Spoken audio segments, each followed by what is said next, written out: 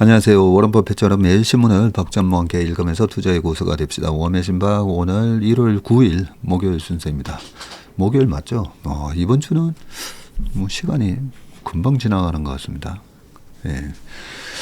자, 5일 동안 영업일 기준으로 5일 동안 우리나라 시장 기분 좋게 올랐기 때문에 올해 우리나라 코스피가 플러스로 끝날 확률은 82%나 됩니다. 일단 연초 스타트가 나쁘지 않았고요.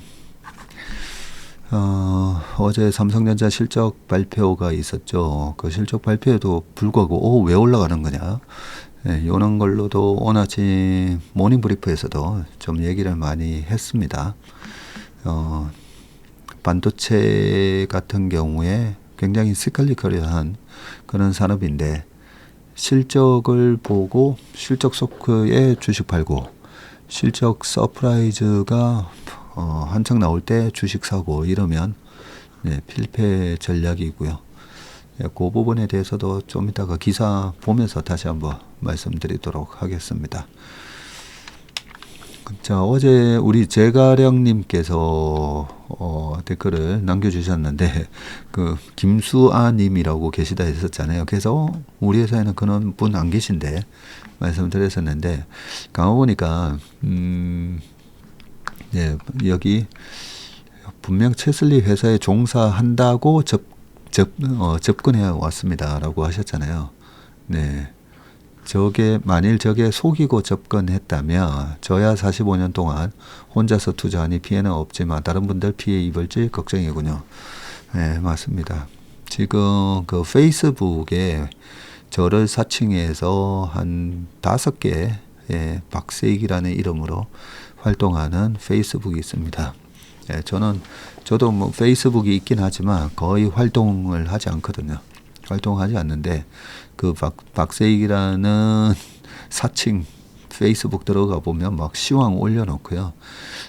거기에다가 뭔가 글을 남기거나 하면 패친 해놓으시면 이런 그 사칭업자들의 저런 사람이 접근을 하는 걸로 알고 있습니다. 그러면서 마치 저희 회사에 저의 뭐 비서처럼, 그래서 이름도 뭐 김수아 이런 이름으로 써가지고 그렇게 그 사칭 방인지 아닌지는요 보면 저를 비롯해서 좀 유명하신 분들 있잖아요.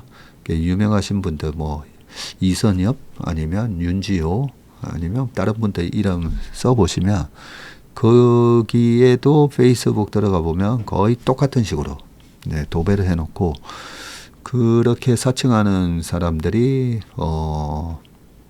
접근을 해오면서 무슨 텔레그램 방으로 또 안내를 하죠. 텔레그램 방으로 안내해서 여기서 더 뭐 좀 정보를 드리고 뭐 한다는 것처럼 하고 있는데 그거 다 사칭입니다. 그래서 말씀을 잘 해주신 것 같습니다. 자, 이렇게 세상에는 이 악당들이 참 많다는 걸 다시 한번 느꼈습니다. 예전에 그 보이스피싱 사례를 보면 어떻게 저렇게 나이 드신 분이나 또 가족을 이용을 해서 사람들 하여금 그죠? 무슨 가족한테 무슨 일이 생겼다고 하면 순간적으로 이제 당황하고 걱정하는 마음에 막 이제 돈 보내기 쉬우니까 어떻게 저런 악당들이 다 있나 뭐 이런 생각도 했었거든요.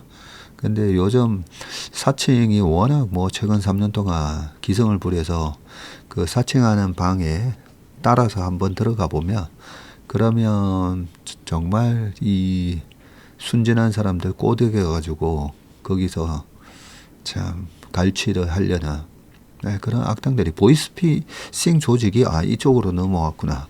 그런 생각이 들 정도로 뭐죠? 무슨 코인 같은 거 하는 것처럼도 하고요. 무슨 대만에 있는 무슨 해외 주식을 사고 파는 것처럼도 하고 허접한 앱을 하나 만들어 놓고요. 그 앱을 깔아 놓으시면 뭐 매매되는 걸 볼 수 있다 하면서 그 앱에 그 사칭으로 피해 보신 분이 저희 회사 한번 찾아오셔가지고 그 제가 핸드폰을 다 봤었는데요. 굉장히 그 앱이 허접해요. 우리나라 MTS처럼 아주 정교하게 돼 있지 않고 그냥 텍스트 식으로 해가지고 마치 돈을 벌고 있는 것처럼 그런 일당들, 악당들이 되게 많습니다. 세상을 어떻게 그렇게 남을 사기쳐가지고 등쳐먹으려고 하는 그런 식으로 세상을 살아가는 사람들이 그렇게 많은지 계속 기승을 부리고 있으니까요. 우리 채슬리 가족 여러분들은 정말 그런 사칭에 유의하시기 바라겠습니다. 자, 그러면 오늘 기사로 넘어가 보겠습니다. 굉장히 중요한 기사가 많아가지고요. 자, 첫 번째 기사는 아무래도 어제 삼성전자 실적 발표가 있었고 삼성전자에 대한 얘기를 안 할 수가 없죠. 네.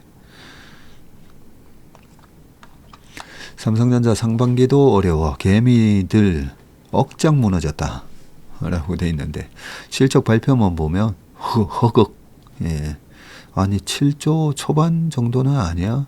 네이버에 들어가 보면 삼성전자에 대한 컨센이 한 8.2조로 적혀 있었거든요. 네, 저희 쪽에서는 7조 초반 7조 한 3, 4천억 나오겠구나 이미 그렇게 마음을 먹고는 있었는데 6.5조 나오니까 허걱 이랬을 수는 있는데 주가는 보란듯이 또 올라가는 모습을 보였습니다. 일단 기사 먼저 좀 읽어보겠습니다. 메모리 한파 삼성전자 상반기 디램 반등 어렵다. 4분기 영업이익 6.5조로 부진. 스마트폰 PC용 수요 대폭 감소. 내년 반도체 성과급 올해 수준. 전자가 메모리 반도체 한파 영향으로 시장 기대치를 크게 밑도는 4분기 실적을 내놨고요. 올해 반도체 실적 전망치도 상대적으로 부진한 작년 수준으로 설정한 것으로 확인이 됐고 범용 디램 가격 하락과 HBM 납품 지연 그리고 파운드리 수주 부진 등 악재가 겹친 결과입니다. 지금 분기 실적이 여기 표로 잘 나타나 있습니다. 매출은 매출 빵빵합니다. 75조 그 전에 79조 3분기가 됐었고 근데 요때부터가 문제였었죠. 매출은 더 늘어났는데 영업이익이 까지네. 그러면 이제 영업이익률이 떨어지는 거잖아요. 그래서 영업이익률이 떨어지면서부터 주가가 급락을 하기 시작했고 이번에도 보면요 75조 매출을 했는데 영업이익은 6.5조이거든요. 6.5조면 지난번 작년 1분기 6.6조 나왔었죠. 그때 6.6조 나왔었는데 이때 72조에 6.6조보다도 매출은 75조 더 나왔는데 6.5조가 나왔으니까 그러니까 영업이익률이 더 떨어지죠. 여기 가로 안이 영업이익률이거든요. 영업이익률이 74조에 10조 4천억 나왔을 때 이때 서프라이즈하게 내면서 24년 7월달 요 서프라이즈한 실적 내고 한 2주 동안 위에서 왔다 갔다 하다가 그게 고점이었었죠. 주가 고점. 주가 고점은 여기 영업이익률의 고점하고 일치한다고 보시면 됩니다. 그래서 14 찍고 주가가 왜 이래 빠지는 거야 했더니 매출은 늘었는데 영업이익이 떨어지면서 영업이익률이 11.6%까지 떨어졌고요. 그리고 이번에 매출도 꺾였어요. 매출도 꺾이고 영업이익도 더 빠지고 그러면서 영업이익률이 8.7% 나왔습니다. 엔비디아랑 이쪽이 60%대 TSMC가 40% 50, 거의 50% 그 언저리 왔다 갔다 하고 있고 브로드컴도 한 40%가 넘죠. 네, 그런 상황에서 지금 영업이익률이 8.7 이러니까 네, 굉장히 푸어한 실적이 나왔습니다. 사업별 영업이익은 반도체가 2조 7천억, 스마트폰 2조 2천억, 디스플레이 한 9천억. 요거는 추정입니다. 왜냐하면 회사에서 매출을 브레이크다운해서 가지고 거기서 영업이익은 얼마씩 나왔는지를 잠정 실적에는 얘기 안 해주고요. 본 실적 발표하는 1월 말에 얘기를 해주기 때문에 한투 애널리스트, 한투면 최민숙 연구원이다, 그죠? 네, 요 정도 될 거다. 이렇게 추정을 한 거죠.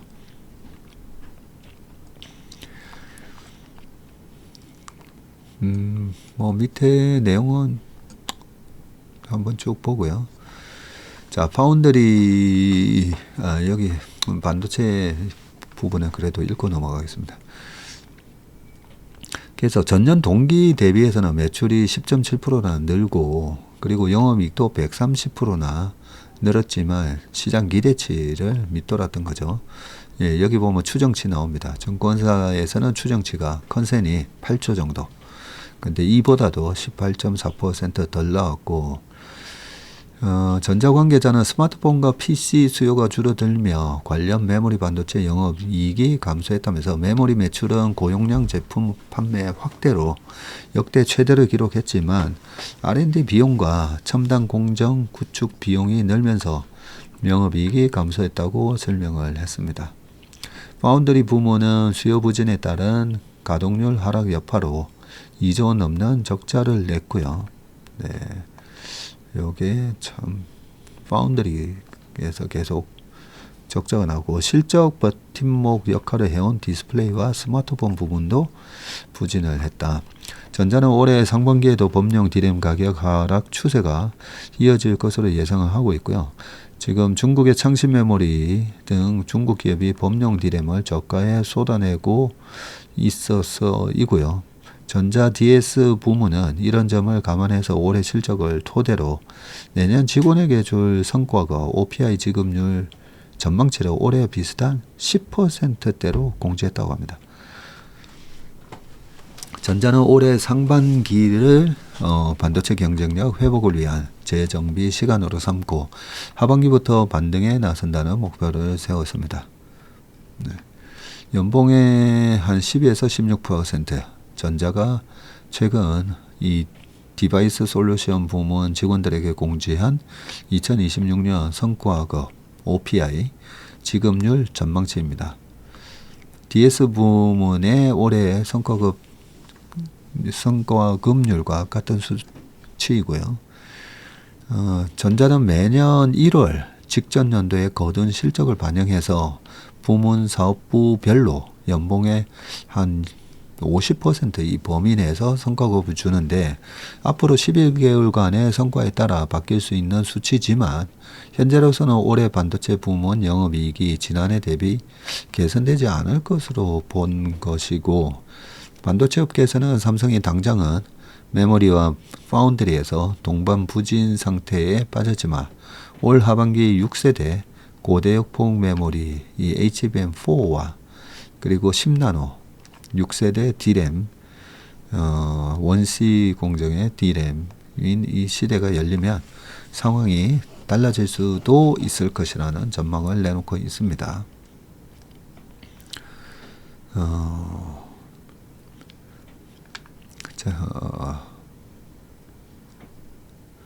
자, 반도체 부진을 부른 첫 번째 요인은 범용 D램 가격 하락이고요. D램 익스체인지에 따르면 지난해 하반기 PC용 D램 범용 제품 가격은 35.7%나 급락을 했습니다.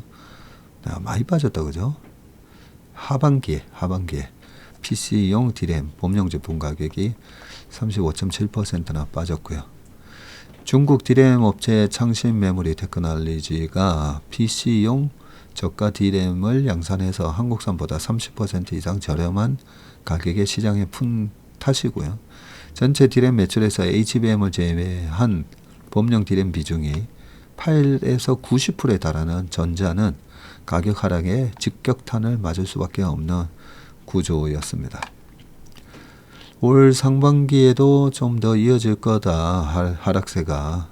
그러고요. 전자는 지난달 일부 국회의원에게 제출한 설명자를 통해서 25년 상반기에 이 DDR4 등의 추가 가격 하락이 예상될 정도로 업황이 저조하다고 밝혔고요. 반도체 전문 조사업체 트렌드포스는 올 1분기 D램 가격이 평균 한 8에서 13% 정도 하락할 것으로 내다보고 있습니다. HBM과 파운드리 그리고 팹리스 등 수주형 반도체 사업에서 큰손 고객을 확보하지 못한 것도 삼성으로서는 부담인데, 전자는 올 2분기께 HBM3E 설계 변경을 통해서 엔비디아의 문을 다시 두드릴 계획이지만 테스트 동과를 낙관할 수 없는 상황이다. 네, 벌써 작년 3월부터 거의 지금 1년이 다 돼가고 있습니다. 이번에도 젠슨왕이 내일이 수요일이고 모레가 목요일인 것처럼 삼성은 할 거야. 삼성은 반드시 할 거야. 근데 설계 변경이 이번에 좀 필요할 것 같아. 딱 그렇게 얘기를 하면서 그동안에 그 문을 두드렸던 콜 테스트는 어떻게 보면 실패했다라는 거나 마찬가지죠. 그리고 설계 변경해라. 변경해서 지금 다시 하고 있다고 보면 될 것 같습니다. 파운드리는 3나노 등 최첨단 공정 고객을 확보하는 데 실패하면서 지난해 하반기부터 분기마다 1조에서 2조 원 규모의 영업 손실을 내고 있습니다. 자, 전자는 지난해 5월 전영현 DS 부문장 취임 이후 반도체 경쟁력 회복을 위한 중장기 전략을 차근차근 실행하고 있는데, 첫 시험되는 HBM3E 8단과 12단 제품을 엔비디아에 납품하는 건데요. 전자는 지난해부터 HBM3E를 AMD에 공급하고 있지만 엔비디아의 벽은 아직 못 넘고 있습니다. 올 4분기 본격화하는 6세대 HBM4 납품전에서 TSMC와 하이닉스 연합군에 대응해서 주도권을 쥐어야 한다는 과제도 있고요. 전문가들은 진짜 승부는 1C D램으로 불리는 6세대 이 10나노급 D램의 성공적인 개발 양산에서 날 것이라고 분석을 하고 있고요. 전자는 1C D램을 HBM4의 코어 다이, 베이스 다이 위에 쌓는 D램으로 활용할 계획입니다. 요 부분을 베이스 다이 위에다가 쌓는 요 부분을 그러면 아예 우리가 TSMC한테다 맡기겠다. 그렇게 지난번에 선언을 했었죠. 전자는 경기 평택 캠퍼스 4공장에 1C D램 생산 라인을 구축하기 위해서 지난해 4분기 설비 주문을 시작한 것으로 알려졌고요. 이날 잠정실적 설명 자료에서도 미래 기술 리더십 확보를 위한 연구개발비와 첨단 공정 생산 능력 확대를 위한 초기 구축 비용이 증가했다면서 1C D램에 상당한 투자를 했다고 시인을 했습니다. 시스템 LSI는 스마트폰에 들어가는 이 AP 엑시노스 시리즈의 성공적인 개발이 선결과제로 꼽히고요.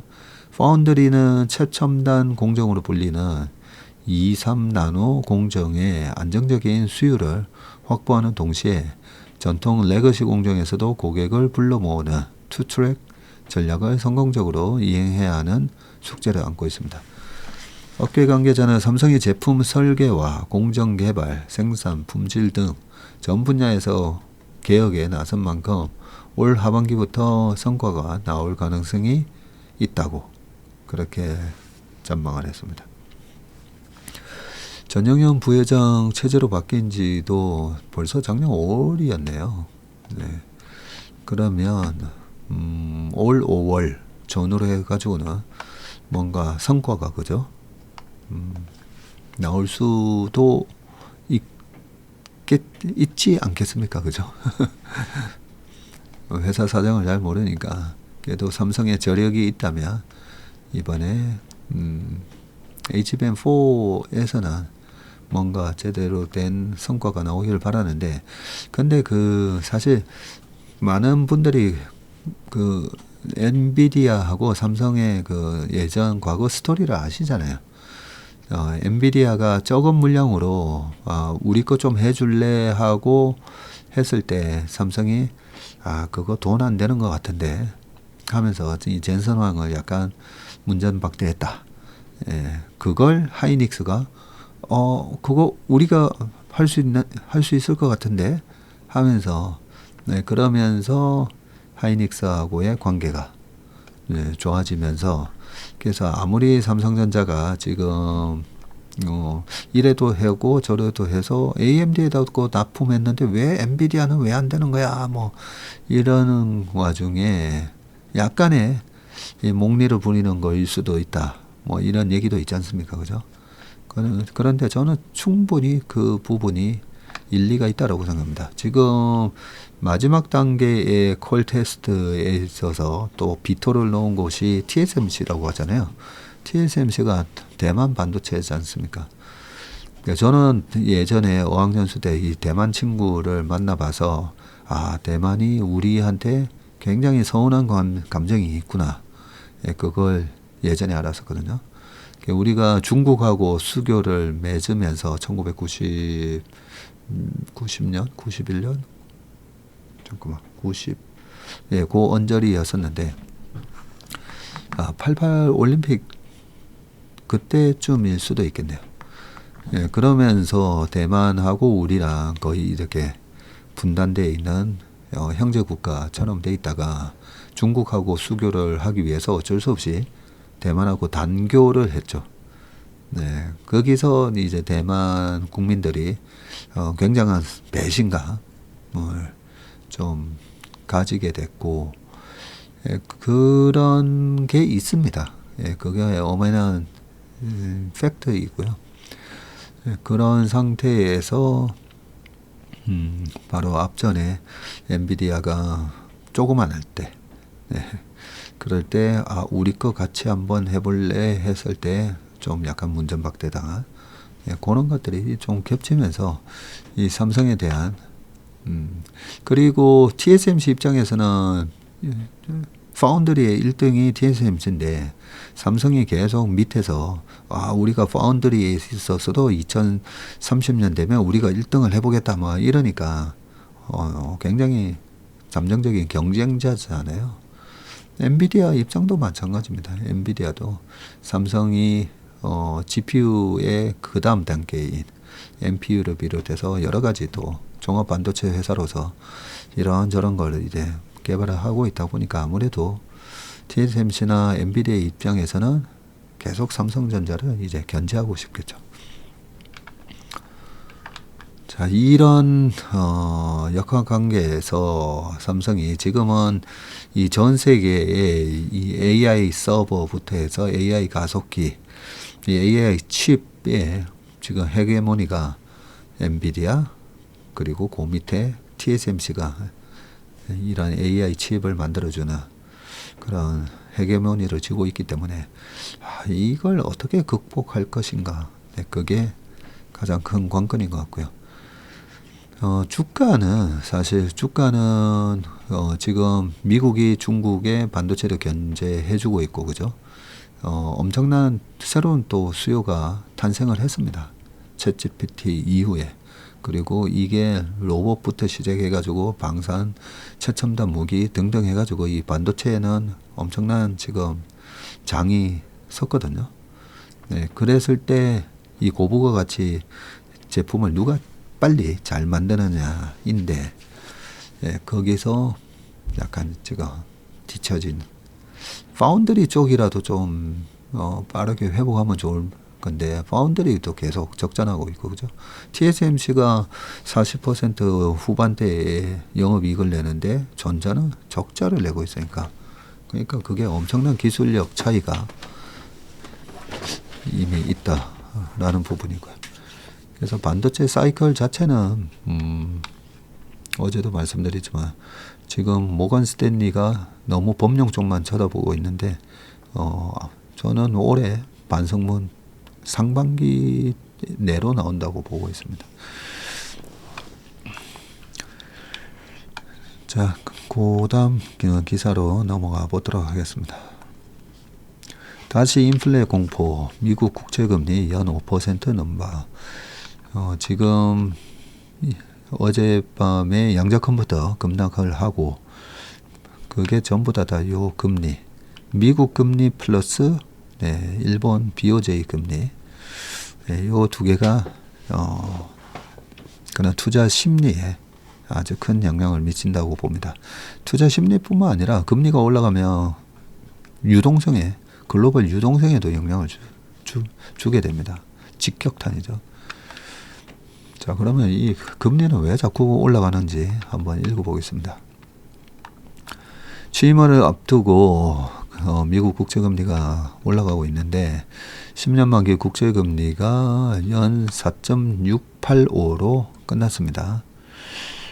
최근 한 달간 0.5%포인트 올라서 8개월 만에 최고치 기록했고요. 금리가 오른 데는 미국 경제지표가 인플레이션 우려를 촉발한 영향이 큽니다. ISM 협회, 미국 공급관리협회가 발표한 12월 서비스업 구매관리자 지수에 따르면 지불가격 지수가 64.4로 예상치인 57.5를 크게 초과했습니다. 근데 ISM 제조업 서비스 PMI가 올라갈 때는 우리나라 코스피 주가는 좋습니다. 미국 재무부가 이날 390억 달러 규모로 실시한 국채 10년 만기 입찰에서는 금리가 연 4.68을 기록을 했고요. 이날도 국채 입찰이 있었네요. 390억 달러면 우리나라 돈으로 50조가 넘는다, 그죠? 이는 지난달 입찰 당시 금리 4.235보다도 훨씬 급등한 것으로 2007년 8월 이후 최고치입니다. 이번 주 회사채 발행이 급증하고 1190억 달러 규모의 미국 채권 경매가 진행된다면서 10년 만기 국채금리가 연 5%대로 오를 수 있다고도 내다봤고요. 국채금리 상승 여파로 S&P 500하고 나스닥이 좀 빠졌습니다.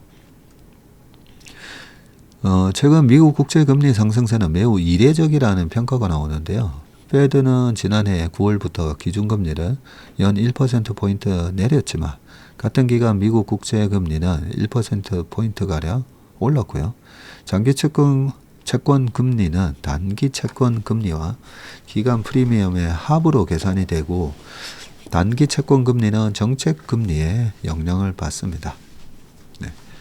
기간 프리미엄이라는 게 기간이 길어지면 길어질수록 2년짜리, 5년짜리, 10년짜리, 30년짜리 길어질수록 프리미엄을 받아서 단기채보다는 장기채의 금리가 높아야 되죠. 회계법인 RSM USA의 조지 브루스 엘라스 수석 이코노미스트는 최근 10년 만기 국채금리 상승의 약 80%는 기간 프리미엄 때문이라고 분석을 했고요. 기간 프리미엄은 채권 보유에 따른 위험도를 반영하는 건데 트럼프 2기 행정부의 확장적 재정 정책이 시행됨에 따라 투자자들이 정부 지출 증가와 연간 운영 적자, 변동성 확대 등을 채권 가격에 책정하고 있다는 뜻이라고 설명했습니다. 트럼프는 대선 과정에서 법인 세율을 21%에서 15%로 인하하고 소득세의 최고 세율을 39.6에서 37%로 낮추겠다고 공약을 했고요. 미국 초당파 싱크탱크인 책임있는 연방예산위원회군요. CRFB는 이런 감세 공약이 실현되면 향후 10년간 9조 1,500억 달러, 일경 한 3,000조의 재정적자가 발생할 것이라고 전망했습니다. 재정적자를 메우기 위한 국채 발행은 국채 가격을 내리게 되어 있습니다. 국채 가격이 내린다는 말은 금리가 올라간다는 뜻이고요. 최근 트럼프가 추진한다고 알려진 크고 아름다운 법안은 채권 시장의 위기감을 더욱 고조시키고 있고요. 공화당은 당초 국경 강화 및 이민 개혁 법안과 감세안을 별도로 처리할 계획이 있었으나 계획이었으나 이를 하나의 패키지 법안으로 묶어 통과시킬 구상을 짜고 있다. 트로스트 앤 슬럭 아폴로 글로벌 매니지먼트 수석 이코노미스트는 이 법안이 통과되면 제2의 리즈 트러스 사태가 발생할 수 있다고 경고를 했고요. 트러스 전 영국 총리가 22년에 450억 파운드 규모 감세안을 발표하자 시장은 이를 대규모 국채 발행 신호로 받아들여서 영국 국채 가격이 그때 폭락하고 금리가 급등을 했었죠. 미국에서도 공화당이 국경 강화를 위한 재정 지출을 늘리는 동시에 세금을 감면하며 채권 시장이 발작을 일으킬 수 있다는 얘기다. 국제금리 상승이 미국 증시 랠리에 찬물을 끼얹을 것이라는 의견도 제기가 되고 있고요. 앞서 에버코어 ISI는 10년 만기 국제금리가 5%까지 오르면 강세장을 위협할 수 있다고 평가했고요. ING그룹은 연말까지 10년 만기 금리가 연 5.5%? 그리고 글로벌 자산 운용사 티로 프라이스 티로 프라이스는 연 6%까지 상승할 수 있다고 전망을 했습니다. 권호성 뱅크 오브 아메리카 전략가는 성장 공포는 가라앉고 금리와 끈적한 인플레이션 우려가 시장에 더 큰 관심사가 됐다고 말을 했습니다. 네. 최근에 그 금리 3배짜리 투자하신 분들이 참 많이 힘드시겠군요. 자, 그 다음 기사를 보겠습니다. 노후 LNG선 퇴출 본격화 작년 8척 역대 최다라고 되어 있습니다. 네. 선박 교체 수요의 조선사 반사이 노후 액화천연가스 LNG 운반선입니다. LNG 추진선이 있고요. 그러니까 기름을 쓰지 않고 LNG로 가는 LNG 추진선이 있고 이거는 LNG 운반선입니다. LNG 운반선을 해체하는 폐선 작업이 본격적으로 시작이 됐고 지난해 폐선된 LNG 운반선은 8척으로 역대 최다를 기록했다. 해운사들이 탄소 배출을 줄이기 위해서 노후 선박을 없애고 저탄소 LNG 운반선을 새로 발주할 것이라는 전망이 나오면서이고요.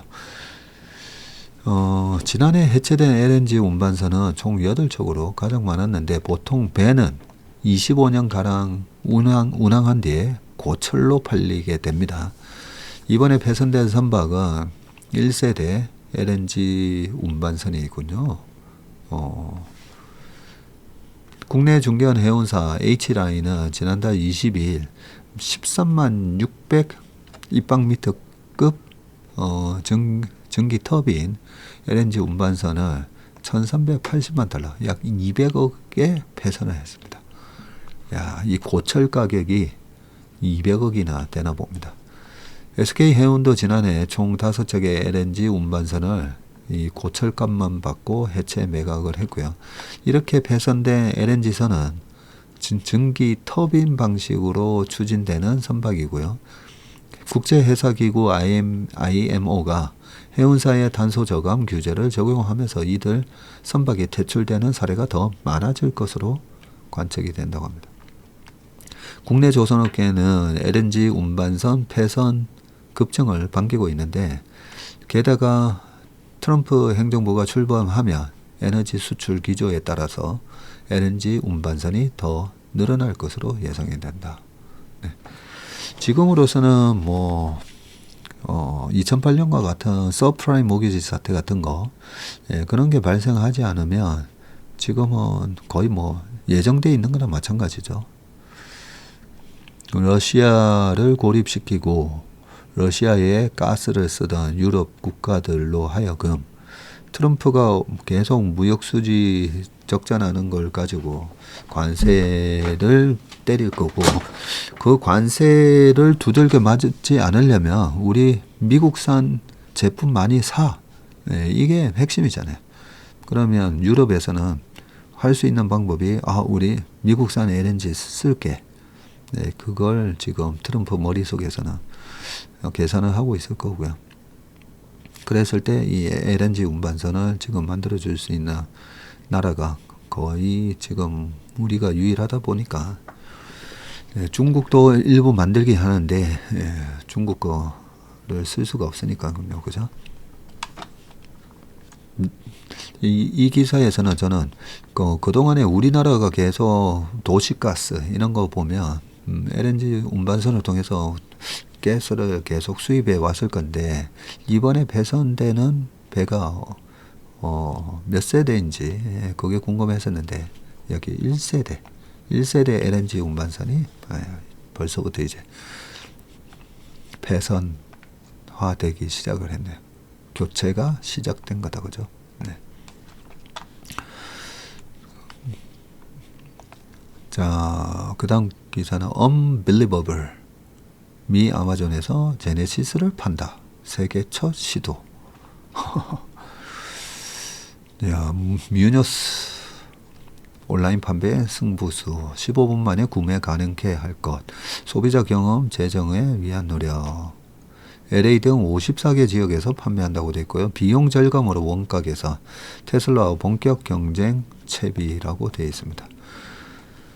자, 현대자동차가 미국 최대 전자상가 플랫폼이 아마존에서 자동차를 판매하는 첫 번째 브랜드가 됐다. 야, 현대차는 5년 내 미국에서 온라인 판매 비중을 30%까지 높이겠다는 전략이고요. 자, 현대차의 지금 미국 판매 대수입니다. 20년에 63만 대, 21년에 78만 대, 22년에 78, 23년에 87, 24년에 91만 대. 야. 그리고 밑에는 가로가 이 제네시스 차량이거든요. 제네시스 차량이 잘 보시면 코로나 때 16,000대였는데 지금 75,000대. 이 말은 전체 판매 차량은 60만 대에서 90만 대로 1.5배가 늘었잖아요. 그러면 16,000대에서 1.5배가 늘면 그냥 한 25,000대 정도 돼야 되는데, 근데 여기서는 그러니까 24,000대 돼야 되는데 75,000대가 됐잖아요. 그래서 고급 브랜드가 훨씬 더 많이 팔리고 있다. 고급 브랜드가 팔려야 전체 ASP, Average Sales Price라고 하는 평균 판매 단가가 올라가면서 매출이 늘어나고 고급 브랜드가 많이 팔려야 영업이익률이 좋아지죠. 자, 현대차 미국 판매 법인은 아마존 오토스에서 자동차 판매를 본격적으로 시작한다고 밝혔고요. 애틀란타, 보스턴, 시카고, LA 등 미국 54개 지역에서 구매할 수가 있다고 합니다.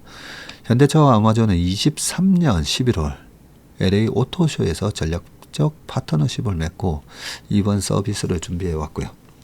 호세 무니오스 현대차 CEO는 현대차가 아마존 오토스를 통해 차량을 판매하는 것은 자동차 소매의 미래이자 차량 마케팅과 구매 경험을 재정의하려는 현대차의 노력을 소비자에게 보여줄 기회라고 설명을 했습니다. 아마존을 통해 자동차를 구매하는 데 걸리는 시간은 15분. 오토스에서 차량을 선택하고 할부 등의 금융 서비스를 받아 결제한 뒤에 원하는 현대차 매장에서 차를 인도받을 수가 있군요. 차량 모델과 트림, 색상, 기능 등을 한 곳에서 검색할 수 있을 뿐 아니라 수령 일정도 지정 가능하다. 무녀스 CEO는 아마존 판매에 대해서 자동차 구매에 걸리는 시간을 15분 정도로 단축할 것이라고 설명했고요. 현대차는 아마존 오토를 통해 이용할 수 있는 서비스와 시장을 더욱 확대한다는 계획입니다. 블룸버그에 따르면 현대차는 2020년대 말까지 이런 온라인 플랫폼 매출이 미국 전체 판매의 30%에 이를 것으로 기대하고 있다. 2020년대 말까지 29년 얘기하는 거군요. 자동차 업계에서는 온라인 판매가 트렌드가 되고 있는데 젊은 소비자들이 비대면 구매에 익숙해진 데다가 직접 타보지 않고도 온라인 등에서 많은 정보를 얻을 수 있고요. 테슬라는 자체 공식 사이트를 통해서만 신차를 팔고 있는데 테슬라는 이를 통해 타사 대비 원가 경쟁력을 확보하고 있죠. 현대차는 국내에서 캐스퍼만 온라인에서 판매 중이군요. 우리나라에서도 이 캐스퍼 모델이 온라인에서 판매하고 있네요. 일본, 유럽, 호주, 인도 등에서 일부 차종을 온라인으로 판매하고 있지만 여전히 제한적이다. 현대차는 이번 아마존 판매를 홍보하기 위해서 미국에서 대대적인 마케팅 캠페인을 벌일 방침이라고 하고요.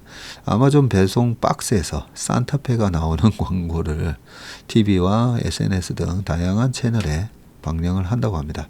이 광고는 미국 전역의 축구 및 농구 경기 중계를 비롯해서 OTT인 프라임 비디오 영상 내에도 삽입될 예정이고요. 온라인으로 구매하면 가격 투명성이 보장되는 만큼 미국에서 흔하게 이뤄지는 차 가격 흥정이 필요하지 않다는 점도 마케팅에서 강조할 것으로 알려져 있습니다. 뮤뇨스 CEO는 인터뷰에서 향후 미국 시장을 전망하면서 일론 머스크 CEO와 트럼프과의 관계가 자동차 산업에 미칠 영향을 긍정적으로 평가했고, 미국 산업과 전기차 업계에 가까운 사람이 백악관에 있다는 것은 관련 업계에 긍정적이라면서 그와 미국의 이익을 위해서 전기차 산업의 투자와 성장을 촉진할 것이라고 이렇게 얘기했습니다. 아마존 셀스 에브리띵 이었는데 이제는 자동차도 팝니다. 그러고 보니까 한 5, 6년 전에 홈쇼핑에서 자동차 파는 걸 한번 본 적이 있었던 것 같은데, 자, 이제 아마존에서 현대차를 파는데, 자, 이런 걸 볼 때마다 뭐 새로운 게 있으면, 어제 아침 모닝브리프에서 제가 말씀드렸죠. 새로운 디스럽터가 탄생을 하면 뭐가 파괴되는지, 새로운 파괴적인 기술이 나오면 뭐가 어디가 파괴될지, 이거는 온라인 판매를 통해서 미국의 딜러망, 그죠?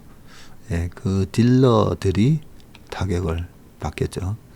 딜러들한테 인센티브, 차값에 많이 줄 때는 5%에서 거의 10%까지도 준 적이 있는지는 모르겠지만, 그 부분이 영업이익률을 많이 갉아먹기도 하거든요. 자, 그래서 아마존이 저는 그런 미국의 그런 딜러 협회들이 굉장히 이걸 반대했을 건데, 미국은 그런 반대에도 불구하고 이런 혁신을 계속 밀어붙이나 봅니다. 뭐 기사가 많이 남았네요. 자, 그 다음 기사는 달리는 코스피, 환율 고점 실적 바닥론 힘을 실었다라고 되어 있습니다. 나흘째 상승하고 있고요.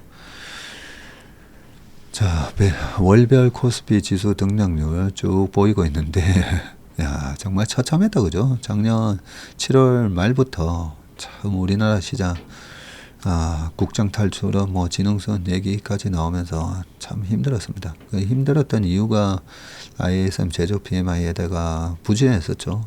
그리고 반도체 겨울 온다고 뭐 그런 얘기도 또 시장이 밀리고, 삼성전자의 좀 경쟁력 부진, 요 부분도 분명히 있긴 했었지만 트럼프 당선에다가 계엄 사태까지 쭉 이어지면서 정말 이제 좀 고마해라 마이 무따이가 뭐 이랬는데도 막 계속, 그죠? 한 10월 달까지만 하더라도 한 5개월 동안 했으니까 이 11월 달부터는 오르겠지 했는데 11월 달에 트럼프 당선되면서 한 번 더 빠지고, 거기다가 12월 초에 올라가려고 했더니 또 계엄 사태로 한 번 더 또 꽝 얻어맞고, 정말 우리나라 코스피랑 코스닥 투자하시는 국내 투자가 분들 고생하셨습니다. 자, 뭐 이렇게 쭉 올랐다고 돼 있고요. 전문가들은 국내 증시가 지난해와 확 달라진 이유를 환율 안정과 곧 출범할 트럼프 정부의 정책 완화 기대, 기업 실적 바닥론에서 찾았다. 우선 원달러 환율 상승세가 주춤하면서 지난해 국내 주식을 내다 팔던 외국인의 매수세가 되살아나고 있다.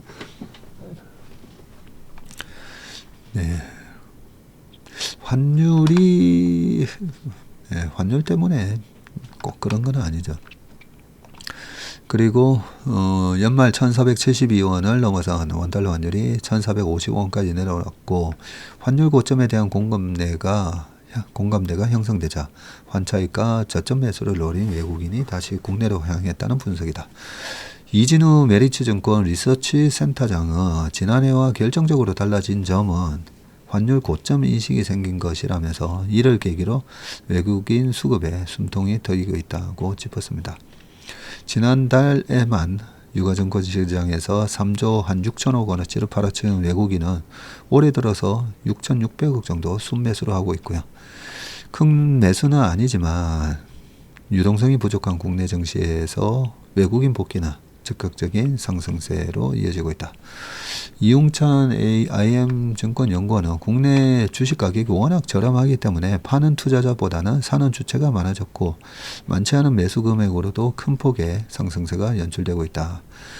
여기에 트럼프 당선인의 관세 정책이 예상보다 강하지 않을 것이라는 기대도 작용을 하고 있죠.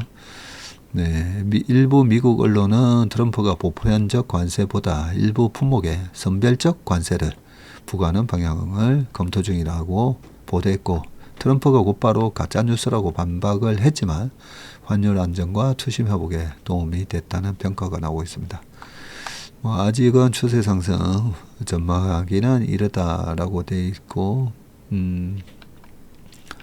박희찬 미래세 리서치 센터장은 지난해 2,900까지 오른 코스피 지수가 2,400 아래로 내려간 가장 큰 이유는 기업 실적에 관한 우려였다면서 전자 실적 바닥론이 커지면서 다른 대형주도 이익 전망 기대가 작동하고 있다고 분석을 했고요. 다만 국내 증시의 추세적 상승을 낙관하기에는 아직 이르다는 게 중론인데 여전히 미국발 관세 우려와 환율 변동성이 남아있는 데다가 기업들의 근본적인 성장 동력이 확인돼야 된다는 점이다. 이진우 센터장은 삼성전자가 HBM을 엔비디아에 납품한다고 하며 하이닉스가 흔들리면서 증시의 전체적 변동성은 오히려 커질 것이라면서 로봇 등 시장 전체가 수혜를 볼 수 있는 다른 분야에서 먹거리가 생겨나야 한다고 그렇게 말을 했다고 합니다. 자, 그 다음은요, 하워드 막스 미증시 단기 급락 가능성이 있다라고 하셨어요. 네, 제가 굉장히 존경하는 분이죠. 읽어보겠습니다.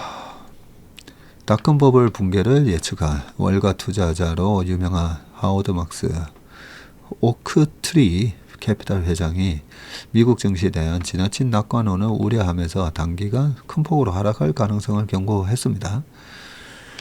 자, 2일 투자자 메모에서 투자자들이 지나친 미 증시 낙관론을 경계해야 한다고 강조를 했고요.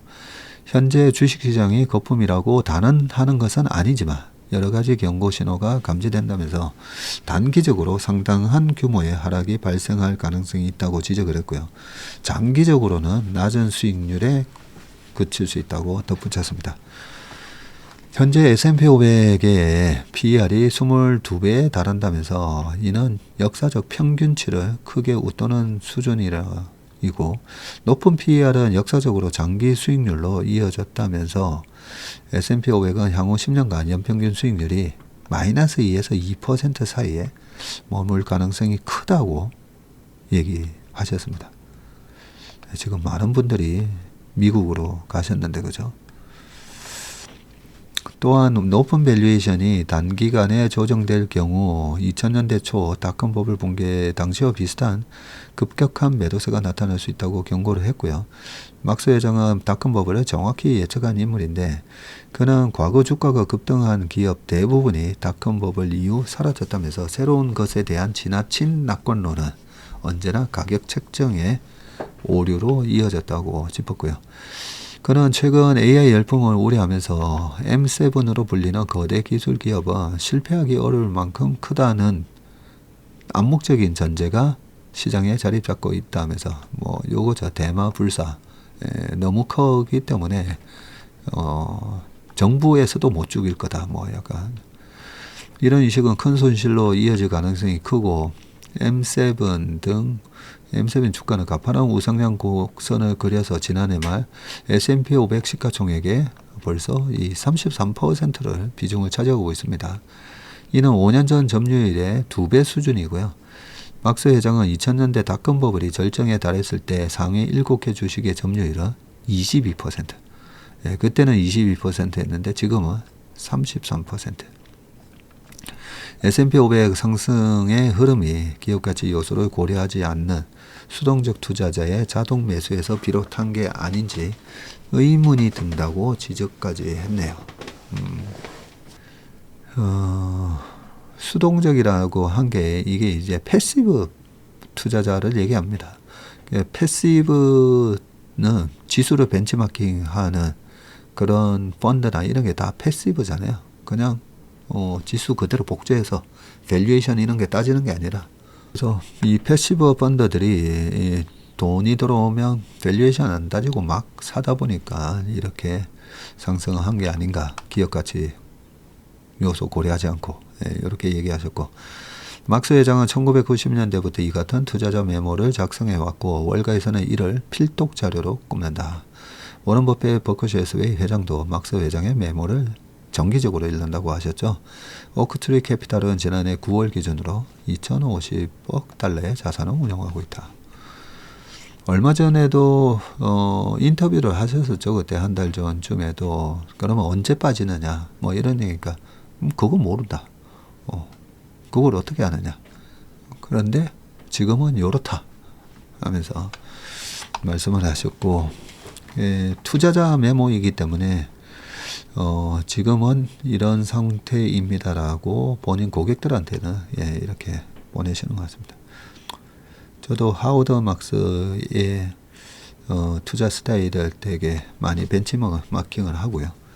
우리가 왜 워런 버핏이 하워드 막스의 투자 레터가 이메일에 오면 제일 먼저 읽는다라고 하셨냐면, 그 시장이 지금 어디에 이렇게 치우쳐져 있는지 그 얘기를 잘 해주시거든요. 하워드 막스의 그 메스터링 더 마켓 사이클, 맨날 그 한글 번역 제목이 기억이 안 나는데, 그 하워드 막스의 그 투자 사이클에 관한 그 책을 읽어보면 그 안에 우리가 여러 가지 투자 사이클이 있다는 거죠. 재무 사이클이 있고 뭐 우리가 아는 재고 사이클도 있는데 투자 심리 사이클뿐만 아니라 많은 크레딧 사이클도 있고, 그래서 이 시계추라고 생각했을 때 지금은 여기에 쏠려 있다. 지금은 이 상태다. 이런 얘기를 잘 해주셔가지고 워런 버핏도 내가 뭔가 투자를 하려고 할 때 지금 시장 마켓은 어느 사이클에 있는지 참고를 많이 하신다고 생각합니다. 저도 매달 월간 운용 전망 자료를 만들고는 있는데요. 단기적인 시장 전망은 참 그게 맞추기 힘든 부분을 막 맞추려고 하다 보니까 되게 스트레스 받거든요. 매달 월간 시장 전망 및 운용 전략 해가지고 그거 만드는데 엄청 스트레스 받습니다. 한 3일 내내 고민해가지고 자료를 만들다 보니까, 그리고 단기적인 걸 맞추려고 하다 보니까 얼마나 어렵겠습니까, 그죠? 그런데 항상 이 하워드 막스처럼 지금 상태가 어떤 상태인지 그렇게 얘기를 우리 투자자분들한테 말씀을 드리려고 많이 하고 있습니다. 자, 마지막 기사, 요새 중요한 기사인데요. ETF, S&P 500 대비해서 5년간 초과 수익, 미, 유럽 1만 개 ETF 중 4개, 5년 동안, 이 S&P 500을 5년 동안 초과한 ETF가 있단 말이죠. 자, 한번 볼게요. 미국과 유럽 증시에 상장된 1만여 개의 ETF 가운데, 미국, 유럽 다 합쳐서 10,000개나 되는군요. 지난 5년간 미국 벤치마크 지수인 S&P 500을 매년 웃돈, 그것도 매년 웃돌았다고요? 매년 웃돈 ETF는 4개인 것으로 나타났는데, S&P 500이 23년에 24%, 작년에 23.4%, 그죠? 꽤 높은 수익률을 기록을 했는데, 도이치방크에 따르면 S&P 500이 2년 연속 이렇게 상승세를 보인 것은 이번이 3번째라고 합니다. 자, 5년간 S&P 500 웃돈 ETF가 First Trust 미국 산업 르네상스 AIRR 24년 33.4% 수익 냈네요. 그리고 JP모간 리서치 강화 인덱스 주식 이런 게 있네요. JP모간 J에다가 리서치 넣어가지고 인핸스드 강화니까 리서치 인핸스드 그런 ETF군요. JREU GB. 그리고 골드만삭스의 액티브 베타 미국 대형주 GSLC 24%. 네. 액티브 베타 뭐 로우 베타 그다음에 하이 베타 뭐 여러 가지 있는데 액티브하게 이 베타 관리를 좀 하는 ETF라는 거네요. 미국 대형주를 가지고. 그리고 SPDR 포트폴리오 S&P 1500 마켓 SPTM ETF가 있고 그리고 S&P 500 SPX. 네. 자, 내용을 보니까 1600개 중에서 24년까지 매년 S&P 500 지수로 웃던 ETF가 4개였고 방금 소개한 이 4개입니다. 자, 이 미국 산업 르네상스 퍼스트 트러스트 이거는 지난 5년간 S&P 500 지수가 97% 오르는데 견져서 이 ETF는 167%나 올랐네요. AIRR은 중소형주를 담는 러셀 2500 지수 가운데 산업 커뮤니티 뱅킹 부문 미국 기업에 투자하는 리처드 번스타인 어드바이저 미국 산업 르네상스 지수를 추종하는 ETF군요. S&P 500 지수가 19.44% 하락을 기록한 2022년에도 이 ETF 손실률은 2.1%밖에 안 빠졌다고요? 그러니까요. 이게 4년 연속해서는 이만큼 낮다 해도 떨어질 때 또 박살나고 이런 ETF면 사실 그렇게 좋은 건 아니잖아요. 근데 22년에도 2.1%밖에 안 빠졌다니까 갑자기 확 공부해봐야 되겠다는 생각이 듭니다.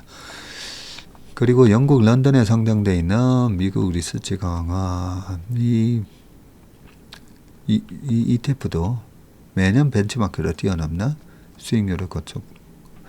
이런 ETF 투자하실 때 어떻게 투자하는지에 대해서 아셔야 되거든요. 130억 달러 규모로 지수 투자와 펀드 매니저가 선별적으로 투자하는 액티브 전략을 병행하는 리서치 강화 인덱싱 전략을 구사하고 있군요. 골드만삭스 액티브 베타 미국 이것도 골드만삭스는 적정 가치, 강한 모멘텀, 낮은 변동성을 보유한 지수를 따라 수익을 내고 있다고 했고요. GSLC에 편입된 상위 10개 종목은 S&P 500 편입 종목과 비슷하지만 자체 지수인 액티브 베타에 따라 종목 가중치를 적용한다고 합니다. SPDR 포트폴리오 S&P 1500 종합지수는 S&P 1500, S&P 500은 물론이고 S&P 400과 600 소형주도 담고 있는 거라고 합니다. 자, 앞으로 ISA당 뭐 IRP 우리가 지금 방치되어 있는 그런 나의 소중한 노후 자금을 담고 있는 이런 정부에서 세제 혜택도 주는 이런 계좌를 많이 방치해 놓고 있는데 그러다 보니까 이런 부분에 이런 계좌에다가 내가 좀 적극적으로 해보시려고 ETF 공부도 많이 하시는데 ETF도 마찬가지입니다. 제가 보면 2년 전에 ETF 막 광고 나오면서 2차전지 레버리지 그리고 아까 말씀드렸던 국채 수익률 3배짜리 막 이런 게 그런 걸로 막 이 선전이 나오는 거 보면 굉장히 안타까운 생각을 많이 하거든요. 네, ETF 투자도 주식 투자랑 똑같습니다. ETF가 여러 종목을 담고 있는 펀드다 보니까 이 개별 기업의 리스크는 줄어들었지만 이 ETF에 내가 투자하는 ETF의 성격과 그리고 위험은 뭔지 정확하게 알고 투자하셔야 되거든요. 그래서 저희 회사에서 ETF에 대한 부분에 대한 기초 뿐만 아니라 활용할 수 있는 부분에 대한 것까지 조금 전문성 있게 그 강의를 좀 만들었으면 좋지 않겠느냐라고 이 어스 얼라이언스에서 기획 제안이 와서 저희가 작년 4분기에 저희 회사의 이승준 대표랑 박승구 매니저 그리고 제이러 상무랑 좀 심혈을 기울여서 강의를 만들어 놨으니까요. 혹시 ETF 투자에 좀 관심이 많고 정말 제대로 공부해보고 싶은 분들은 이 워맨신박 고정 댓글에다가 달아놨으니까요. 그 댓글 확인하셔가지고 강의 수강 한번 해보시면 좋을 것 같습니다. 그런데 강의 수강료는 어떻게 되나라고 제가 가격을 한번 봤었거든요. 가격을 봤더니 지금 채슬리 인턴십 하고 계시는 분들 있잖아요. 그 국내는 5만원, 해외 글로벌하고 다 하시는 분은 7만 5천 원인데 그분들이 이제 돈을 내고 계시다 보니까 좀 특별 할인 많이 해가지고 거의 50 몇 프로 할인해서 9만 9천 원에 되고 있는데 정상 가격이 23만 9천 원 있더라고요.